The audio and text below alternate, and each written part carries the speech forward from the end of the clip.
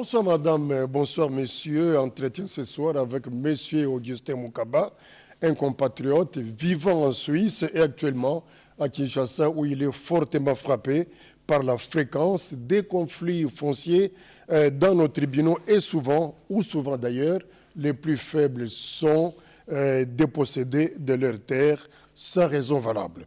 On le sait, l'homme actuellement vit de la terre qui est un élément de production et donc un instrument de développement.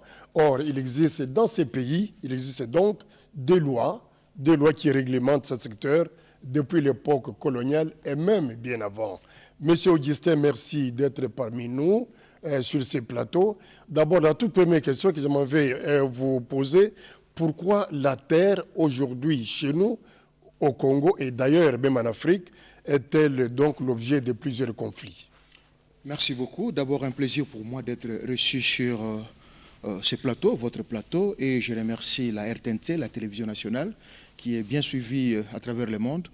Et j'espère qu'avec notre entretien de ces jours, ce sujet pourrait trouver sa place dans la société. Effectivement, c'est un problème très, très sérieux. Quand vous allez dans nos tribunaux, plus de 50% des procès se réfèrent toujours au conflit foncier. 80% parce 80%. que nous avons le chiffre. Voilà, autant pour moi. Alors, vous l'avez bien dit, les économistes le savent. Pour faire un décollage, un entrepreneuriat, on a besoin à la base de 3 éléments. C'est la terre, c'est le capital et c'est la main-d'œuvre. Donc, comme vous l'avez dit, sans terre, on ne peut rien faire.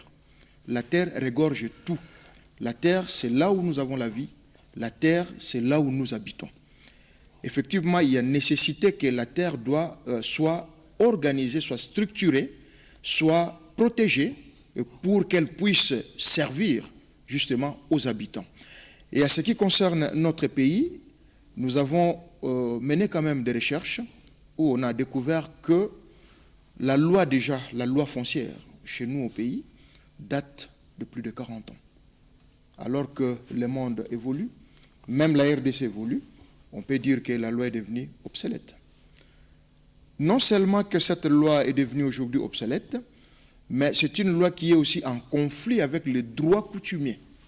D'où les sujets que nous portons aujourd'hui, les propositions que nous allons faire aujourd'hui en direction des autorités, très particulièrement au chef de l'État, qui a donné une vision, l'état des droits, le peuple d'abord, et il a fait appel aux diasporas de bonne foi qu'ils viennent apporter leur expertise.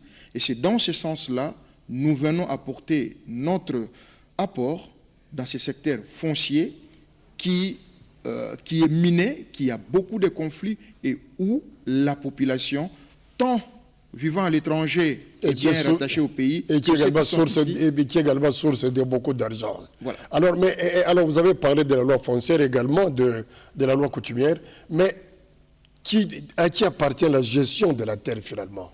Selon la loi Bakajika, on nous a dit que la terre appartient à l'État, mais si nous retournons dans notre histoire ancestrale, vous verrez que les terres appartiennent aux autochtones, d'où ces conflits-là où je vous dis, il y a ces conflits entre, d'une part, la loi et les droits coutumiers.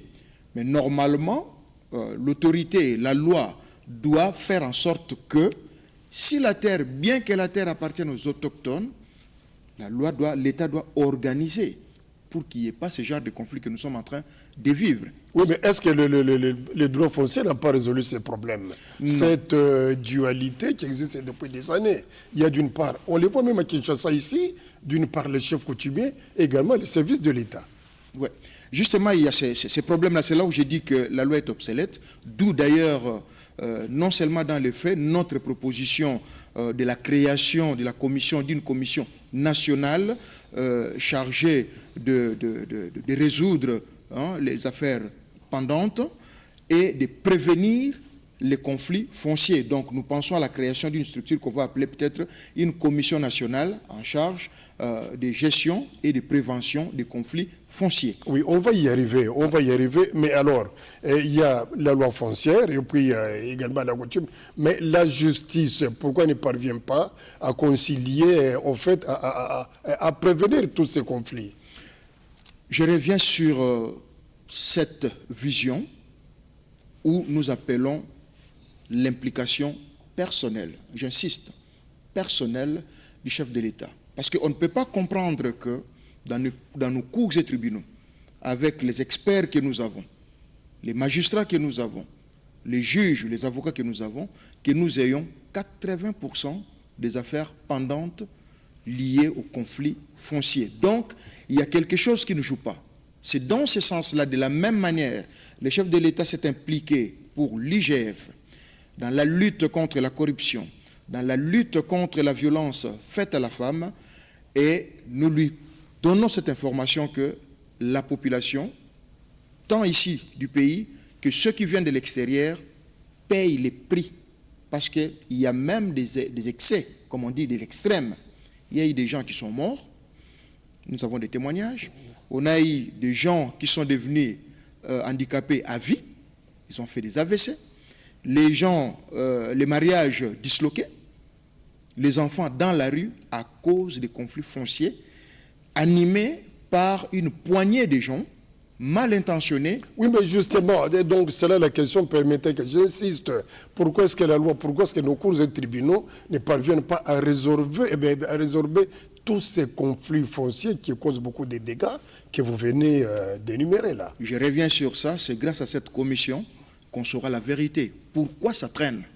Pourquoi est-ce qu'il y a conflit? Pourquoi est-ce qu'un seul terrain peut être vendu à 2-3 personnes sans que les conservateurs, sans que les gens des cadastres ne puissent s'en rendre compte? On pourra nous dire que oui, il y aura un problème des infrastructures, ainsi de suite, mais c'est de l'administration. Donc d'où, pour nous, ces messages, il y a urgence de mettre en place cette commission pour qu'on puisse s'imprégner justement de ces dossiers, déjà voir les pourquoi, d'où votre question principale. Pourquoi est-ce qu'on n'arrive pas à trouver des solutions? Est-ce qu'il y a la corruption dans les secteurs? Est-ce qu'il y a la mauvaise foi dans les secteurs? Est-ce que c'est la loi des plus forts? Est-ce que, alors que le chef de l'État nous dit, le peuple d'abord. Même les petits peuples sont aussi peuples, ils ont droit à la vie. Donc, d'où la nécessité et l'implication personnelle du chef de l'État dans ces domaines pour qu'on puisse justement crever l'abcès et sortir la vérité, savoir pourquoi. Votre question du pourquoi. Pourquoi 80% des affaires restent encore pendantes? Vous n'avez pas l'impression que c'est la loi du plus fort qui joue dans ces domaines? On le sait. On le sait, je le disais tout à l'heure, ce sont les plus faibles, même devant les tribunaux, qui sont dépossédés de leurs terres au profit de ceux qui ont des moyens. On les saura. Vous ne voulez pas parler de la corruption? On ne met pas la charrue avant le bœuf, mais le chef de l'État dit l'état des droits. Mais vous êtes l'intellectuel averti, oui. Vous vivez toutes ces choses, mais vous avez quand même une leçon à tirer au vu de tous ces constats. Mais nous avons pris le courage et l'initiative de soulever justement ces sujets, parce que c'est un sujet sociétal. Les gens en vivent, mais ils n'ont pas le courage d'en parler, justement. Ça peut être à cause de la loi du plus fort. Vous tombez en conflit avec un plus fort que vous n'aurez que vos yeux et votre cœur. C'est comme ça que nous avons pris le courage de notre propre initiative depuis la Suisse, depuis l'extérieur, parce qu'à l'extérieur, ça cause beaucoup de dégâts et ça donne une très mauvaise image du pays à l'extérieur, tant pour les Congolais vivant à l'étranger que pour les investisseurs qui veulent venir créer des emplois, investir dans notre pays. Quand ils tombent dans les mains des malfrats, ça donne une mauvaise impression. Donc d'où nous sommes venus avec ces projets pour les soumettre directement à lui-même, le chef de l'État, qu'il s'implique. C'est l'image du pays, c'est aussi une des solutions aux problèmes que le peuple encourt. Alors, nous parlons des conflits fonciers. Je crois que vous ne centrez pas votre réflexion seulement dans les cadres urbains, mais également les milieux ruraux aujourd'hui. Il y a la plupart des conflits ethniques qui sont liés aux conflits aux terres, par exemple. Aujourd'hui, on en a connu dans les Kasaï, dans le Tanganyika et un peu ailleurs. Mais comment faut-il alors résoudre ça? C'est en appliquant la loi. Donc, il nous faut une commission. Dans cette commission-là, peut-être qu'il y aura une branche, des experts, des juristes qui vont déjà réglementer, d'où la nécessité aussi de voir les législateurs en la matière, qu'on puisse déjà actualiser la loi, essayer de l'adapter aux conditions actuelles. Ça permettra aux fonctionnaires de l'État avec qui nous aurons à travailler dans ce domaine pour qu'ils puissent appliquer la loi. Et avec l'appui, je l'insiste, je le répète, du chef de l'État, nous pensons résoudre et donner la sourire aux petits, aux démunis qui n'avaient que leurs yeux, qui se trouvaient affaiblis devant les plus forts et devant la corruption. Mais vous avez parlé des agents de l'État. En quoi sont-ils les responsables? Ce sont les premiers répondants. C'est-à-dire? Ce sont eux qui représentent l'autorité étatique. Donc, ces agents de l'État, ils sont là pour appliquer ce que le législateur met à leur disposition. Les agents des affaires foncières? Bien sûr, ils sont tenus à respecter la loi foncière. Et en dehors de ça, ils seront tenus à respecter l'administration. D'où une certaine discipline dans les secteurs. De la même sorte, je salue l'action de l'IGF, où tout le monde est remis en ordre, l'action de la lutte contre la corruption, où aujourd'hui tout le monde a peur de s'exposer. Je crois que ça serait la même chose pour donner sourire, équilibrer, donner droit à tous les Congolais selon leur capacité et leur taille. Donc une nécessité de former aussi ou de réformer ou d'actualiser la formation de fonctionnaires de l'État en la matière et de donner un nouveau leadership et de nouvelles directives dans les secteurs. Alors, qu'on arrive à cela, mais dites-moi, tout à l'heure, vous avez parlé des conflits entre la loi foncière et la loi coutumière, mais en quoi, au fait, les deux constituent une dualité là? La dualité se trouve du fait que, d'après, disons, la loi foncière, la terre appartient à l'État. À l'État, oui. Et dans les droits coutumiers, et nous le savons, oui, la terre est aux autochtones. Oui, les occupants. Voilà. Alors, dans ce sens-là, il faut que, peut-être, la loi foncière se limite au niveau de la réglementation. Parce que nul n'est au-dessus de la loi et nul n'est censé ignorer la loi. On ne défie pas l'État. C'est l'État qui doit superviser. Vous pouvez avoir votre voiture, mais votre voiture roule dans les voies tracées par l'État. Ce n'est pas parce que c'est votre voiture que vous devez brûler le feu. Ce n'est pas parce que c'est votre voiture que vous devez la garer n'importe où.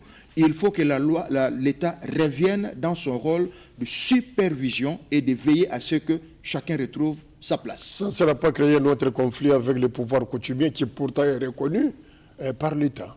Justement, nous devons reconnaître le pouvoir coutumier et l'État vient réglementer pour éviter, par exemple, la gestion des cessions de terres, des concessions, d'exploitation, voire des ventes.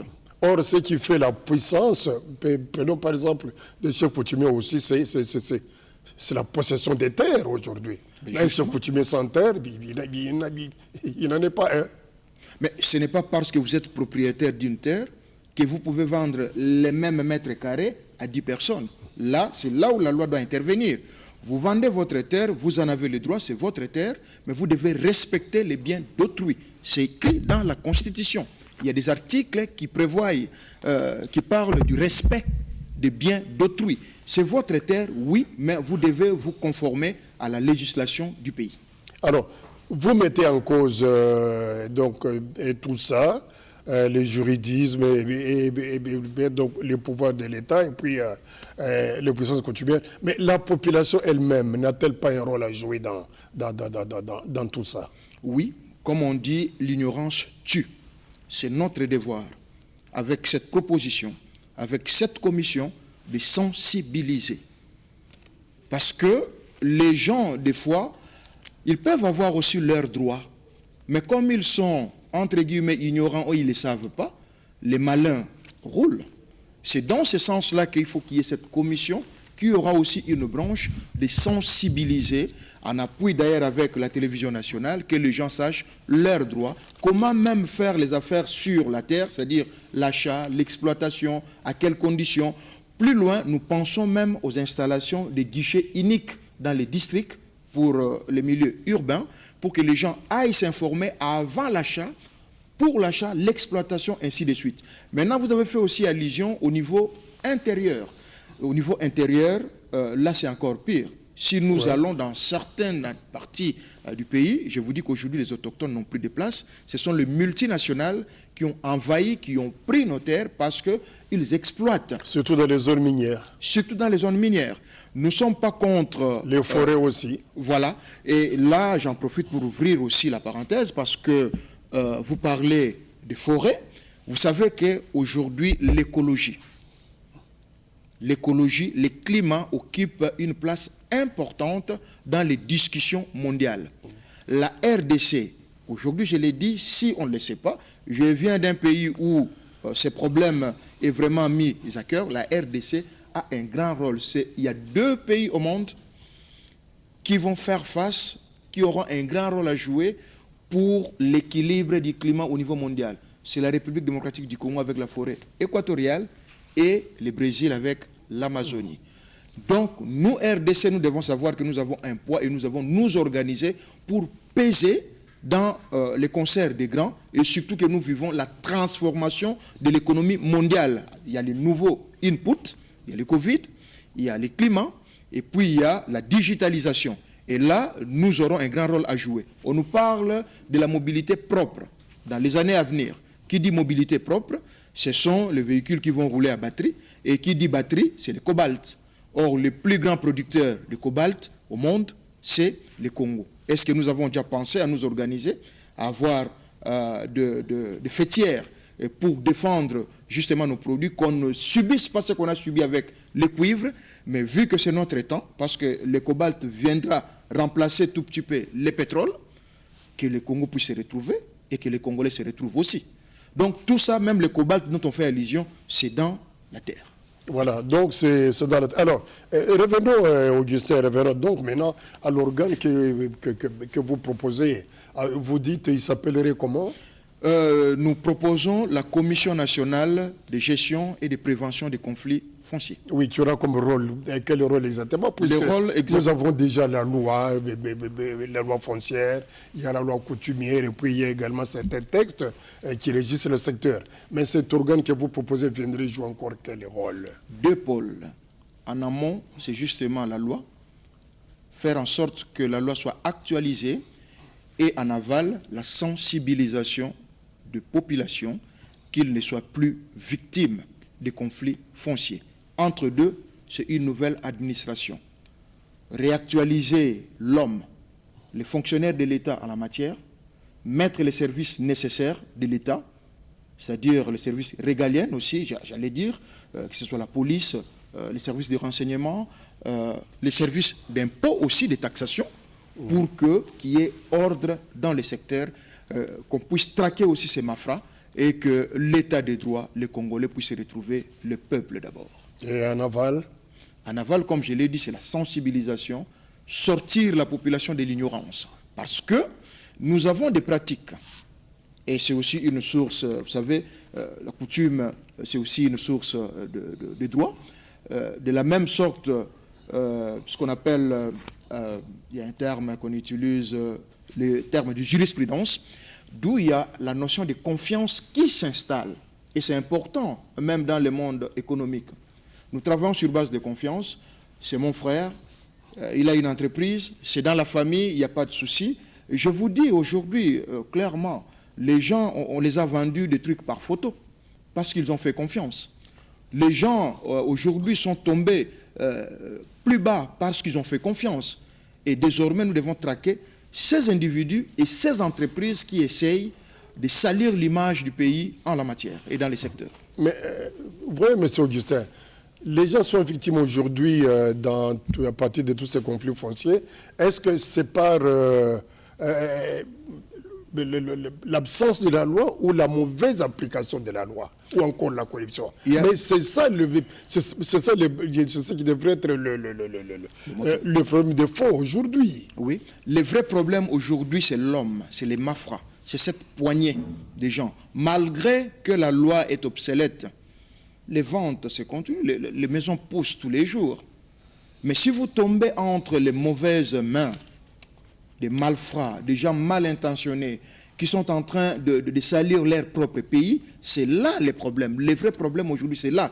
Et en cela, nous venons soulever maintenant les problèmes de l'ancienneté de la loi qui doivent ressurgir et être mis en pratique pour ne plus laisser espace à ces malfrats qui sont en train de faire souffrir la population. Oui, mais est-ce que ce ne sera pas un organe conflictuel ou qui viendrait faire doublon avec d'autres services de l'État, notamment la justice ou les affaires foncières, par exemple? Mais ce sera peut-être un service de trop. Non, il y aura une synergie. Et peut-être également budgétivore. Il y aura une synergie. De la même sorte, l'IGF fonctionne. Il y a le ministère des Finances, il y a les inspecteurs économiques, tout et tout. Mais l'IGF est venu renforcer la lutte contre la violence faite à la femme.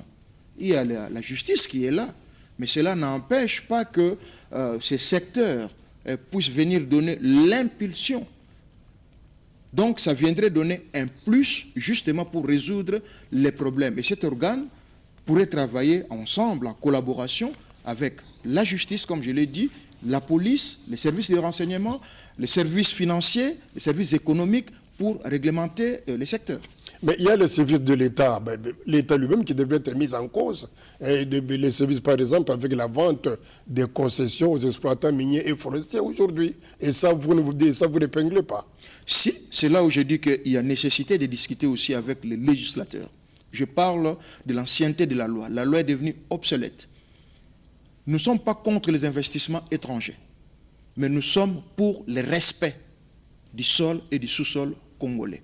Vous êtes le bienvenu, vous venez investir au Congo, vous devez respecter la loi congolaise. Et c'est de là, je dis en amont, nous devons travailler avec les législateurs pour essayer d'adapter la loi pour pas que le pays parte comme ça et le pays soit perdant et que le peuple continue à pleurer, surtout les plus faibles et encore ceux qui vivent à l'étranger, qui n'ont pas assez de temps pour venir et en même temps faire la procédure judiciaire et n'ont pas assez de moyens pour justement cette instruction judiciaire. Oui, nous savons qu'il y a des conflits permanents aujourd'hui entre les populations autochtones et les exploitants miniers et même forestiers à travers toute nos provinces aujourd'hui. Exactement.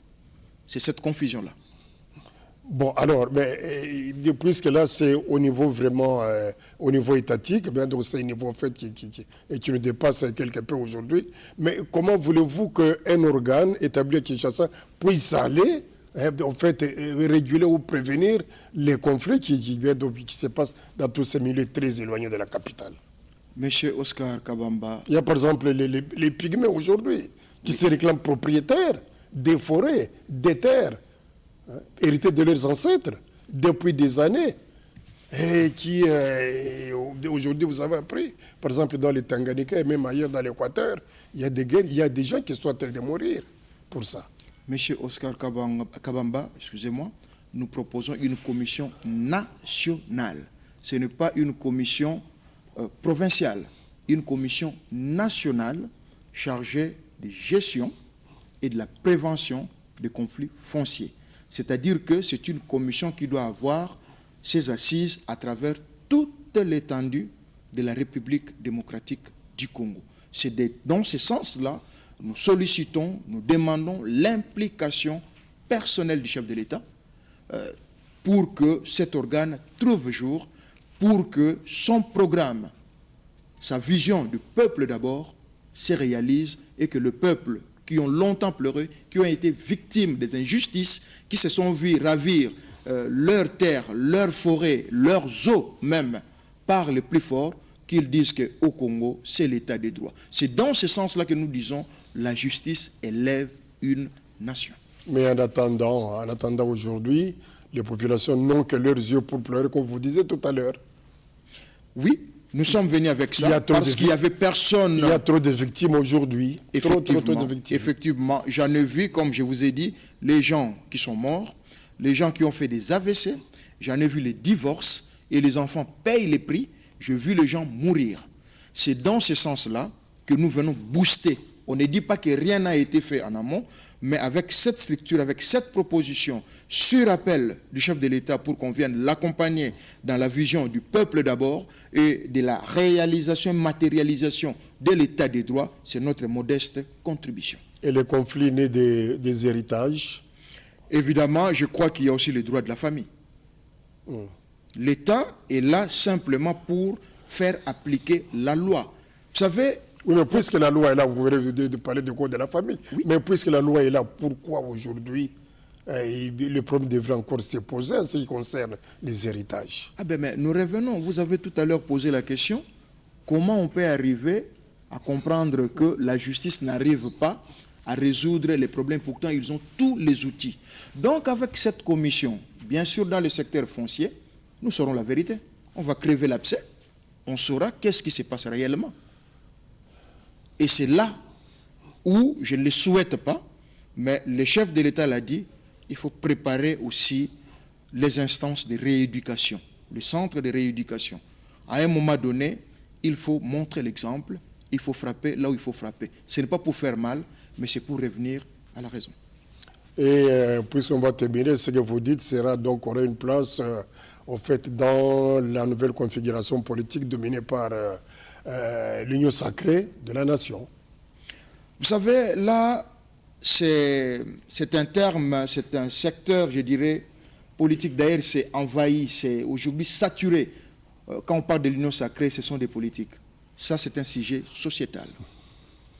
Que ceux qui sont à l'opposition, que ceux qui sont au pouvoir, même les non-politiques sont concernés. Et d'ailleurs, la majorité des victimes, ce sont des gens, comme on dit, des faibles. Ce ne sont pas des politiques, ce ne sont pas des hommes d'affaires, ce sont des citoyens lambda. C'est la diaspora, c'est les petits peuples, c'est ceux qui sont à la cité, qui subissent. Donc, l'union sacrée, on les met vers pour les politiciens. Le chef de l'État dit le peuple d'abord. Et ça, c'est un sujet sociétal. Donc, tous, nous sommes à quelque part touchés, à quelque part concernés. Il n'y aura pas raison de mettre, comme on dit, des embûches sur un tel projet, parce que ça nous concerne tous. Alors, on va terminer. Qu'est-ce que vous dites aux uns et aux autres? Je les appelle à se préparer pour qu'on puisse, ensemble, main dans la main, essayer, surtout dans ce secteur, porter une solution, donner le sourire au peuple. Le changement de mentalité devrait jouer beaucoup. Exactement. Ce n'est pas une seule personne. Je suis partisan de la synergie. Chacun dans son domaine doit apporter quelque chose pour que le Congo avance. Tout ce que nous faisons ici, je viens de la Suisse, de moi-même, de mes propres faits, dans mes propres frais. Je me suis mis au travail avec mon cabinet. Personnellement, j'ai dit, je vais apporter mon apport pour mon pays. La terre qui m'a vu naître, qui m'a donné vie, qui m'a formé. Je suis allé à l'extérieur, j'ai appris et je ramène au pays. Voilà, vous ramenez au pays votre expérience, voilà, pour contribuer à l'édification. Exactement. Voilà, Augustin Munkamba, merci sincèrement d'avoir accepté notre invitation. Mesdames et messieurs, c'est donc la fin de cette émission et à très bientôt.